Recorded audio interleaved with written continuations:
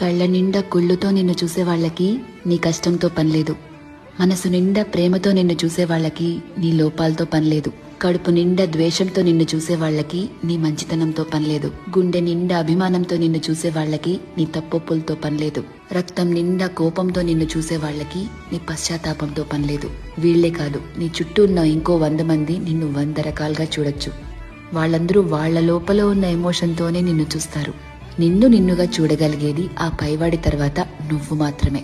ఎప్పుడైతే నువ్వు నీలో ఉన్న తప్పులు ఒప్పులు, మంచి చెడు, నీలో కోపాలు, నువ్వు చేసే మోసాలు, నీలో మార్పులు, నువ్వు పడే పశ్చాత్తాపాలు, నీ చుట్టూ బాధ్యతలు, నీ ఆశలు, వాటికై నీ కష్టాలు, దేవుడిచ్చిన లోపాలు, నీ ప్రయత్నాలు, ఇలా ఎదుటి వాళ్ళని జడ్జ్ చేయడానికి మనం వెతుకుతూ ఉంటామే, వాటన్నిటి ద్వారా నిన్ను నువ్వు చూసుకోగలిగితే ఎలా అన్బయాస్డ్ గా, లాయర్లా కాదు జడ్జి లాగా, అప్పుడు నువ్వేంటో నీకు అర్థమవుతుంది కదా.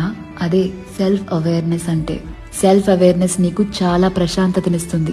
ర్యాండమ్ గా ఎవరిని ఏమీ అనలేవు, ఎందుకంటే నీకు తెలుసు ఎవరి తుఫాన్లు వాళ్లకుంటాయి లోపల అని. ఒకరిని జడ్జ్ చేయటం చాలా ఈజీ అబ్బా, కానీ నిన్ను నువ్వు జడ్జ్ చేసుకోగలిగితే personal growth, peace of mind అన్నీ దొరుకుతాయి.